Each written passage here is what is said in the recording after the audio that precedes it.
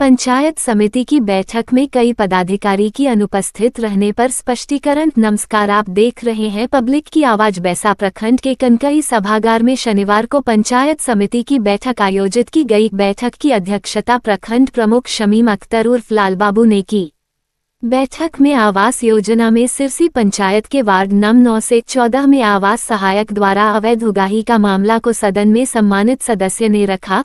बिजली की समस्या, खाद आपूर्ति की समस्या, जन वितरण प्रणाली में 4:50 किलो अनाज का मामला, जन्म मृत्यु प्रमाण पत्र सिरसी एवं खपड़ा पंचायत, कन्या विवाह योजना मालोपाड़ा पंचायत में काफी परेशानी का सामना करना पड़ता है। मालोपाड़ा पंचायत समिति सदस्य ने बताया कि स्मैक की खुलेआम हो रही बिक्री। मालोपाड़ा पंचायत मुखिया में बताया 4 माह हो गया, अब तक वार्ड नंबर 2 के अग्नि पीड़ित परिवारों को सरकारी राहत मुआवजा नहीं मिला। सभी बैठकों में है और आज की बैठक में किस तरह की बातें आई?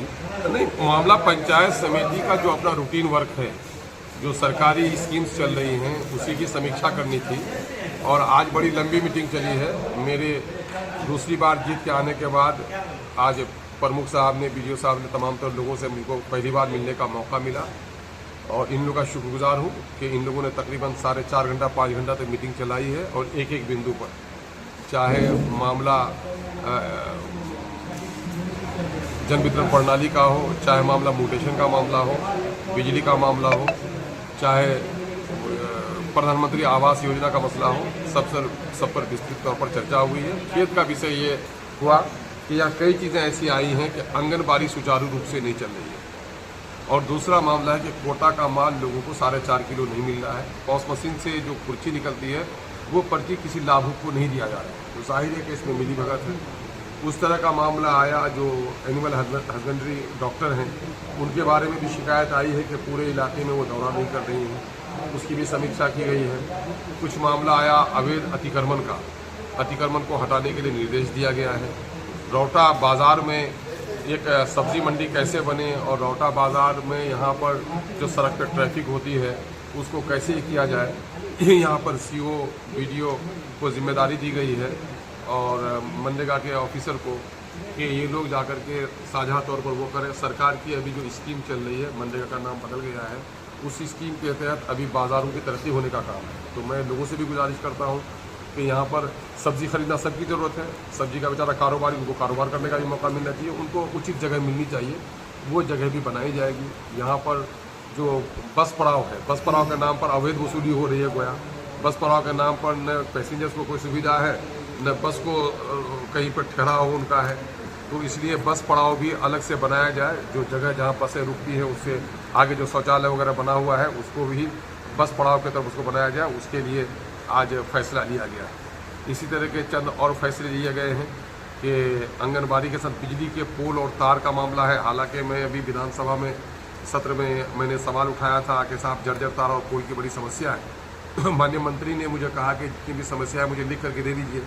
मैंने फ़ौरन पटना से ही अपने फेसबुक पर और व्हाट्सएप पर ये मैसेज दिया क्षेत्र के लोगों को कि हमारे जो दोनों प्रखंड के हमारे प्रतिनिधि हैं वो 3 दिन तक ऑफिस में बैठेंगे और आप लोग अपने अपने क्षेत्र की बिजली संबंधी जो भी समस्या है वो लिख के दीजिए। जिन लोगों ने लिख के दी है उस कॉपी को हम लोगों ने अभी जाके माननीय मंत्री को दिया है। जो लोग छूटे हुए हैं उसके बारे में भी हम लोग कोशिश करेंगे।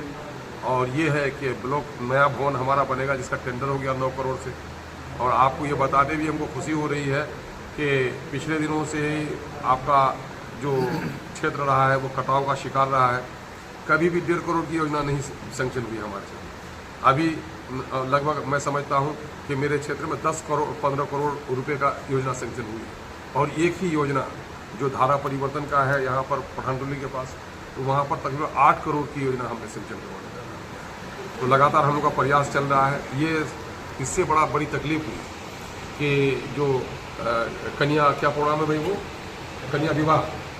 कन्या विवाह वाला सरकार तमाम तर शादियों में पैसे देती है और कबीर अंत्येष्टि के लिए भी पैसे देती है। लेकिन यहाँ अप्लाई सुचारू ढंग से लोग नहीं कर रहे हैं, तो लोगों को सुचारू ढंग से इसका अप्लाई करना चाहिए। सरकारी जो स्कीम्स आए उसका बेनिफिट लोगों को मिलना चाहिए। विस्तार से तमाम तर बिंदुओं पर तमाम तर माननीय जो हमारे पंचायत समिति के सदस्य और मुखिया जी हैं सब लोगों ने बात की है, लेकिन फिर भी बहुत सारे पंचायत के प्रतिनिधि नहीं आ सके। मैं प्रमुख साहब से मैंने गुजारिश की है कि आपके पंचायत समिति का जो कार्यकाल अभी बचा हुआ है, हर 2 महीने में मीटिंग करके तमाम तर कामों की समीक्षा कीजिए और रौता बैसा अमूर में जो काम गति है, इस गति को और तेज कराने का काम कीजिए। मैं मोहम्मद समीम अख्तर गुरफा लाल बाबू, प्रमुख प्रखंड पैसा। आज पंचायत समिति की बैठक में किन किन योजनाओं को ली गई और क्या सब हुआ? पंचायत समिति की बैठक की आज सामान्य बैठक, जिसमें हमारे समिति सदस्य, पदाधिकारीगण, विधायक जी भी उपस्थित हुए। सभी विभाग पर विशेष रूप से चर्चा की गई और पदाधिकारी बैठक से अनुपस्थित रहे, उस पर जो है स्पष्टीकरण का चिट्ठी जाएगा। उसके बाद संतोषजनक स्पष्टीकरण नहीं मिलने की स्थिति में उस पर विधिवत कार्रवाई की जाएगी और विभाग पर एक एक करके चर्चा हुई। जहाँ जो कमी थी निर्देश दिया गया है ताकि भविष्य में इस तरह की समस्या नहीं हो। आंगनबाड़ी को लेकर भी चर्चा की गई कि कुछ आंगनबाड़ी केंद्र जो है अपने दरवाजे पर सेविका चला रहे हैं, उस पर रोक लगाने के लिए निर्देश दिया गया है। और जो है जाम की जो समस्या है रोटा बाज़ार में और मालापारा मजगमा, इस सब में जो जाम की जो समस्या है, तो सीओ को निर्देश दिया गया है कि जाम को हटाने का प्रयास किया जाए। अब वैसा ब्लॉक में जो है खासकर बस पड़ाव और ऑटो पड़ाव, ये 2 बहुत मुद्दा बन गया है। इसकी वजह से जाम की समस्या अधिक बन जाती है। सीओ को निर्देश दिया गया है कि जितनी जल्दी हो सके ज़मीन उपलब्ध कराएं और बस पड़ाव का निर्माण करा सके। ऑटो निर्माण को भी हम लोग एडजस्ट करने का प्रयास करेंगे। बाकी सब्जी मंडी के लिए भी ज़मीन उपलब्ध कराने का निर्देश दिया गया है ताकि ज़मीन उपलब्ध होने के बाद जो है वहाँ पर शिफ्ट करा सके।